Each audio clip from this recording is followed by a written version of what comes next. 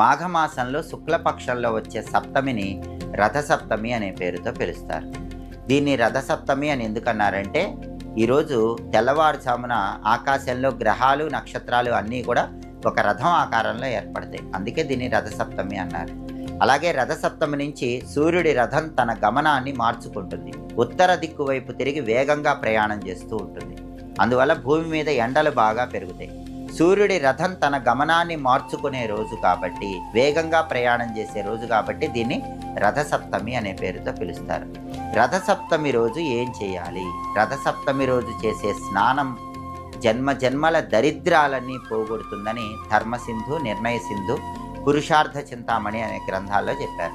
మరి స్నానం ఎలా చేయాలంటే, రథసప్తమి రోజు స్నానం చేసేటప్పుడు 7 జిల్లేడాకులు 7 రేగి పండ్లు తల మీద ఉంచుకొని శిరస్నానం, తలంటు స్నానం చేయాలి.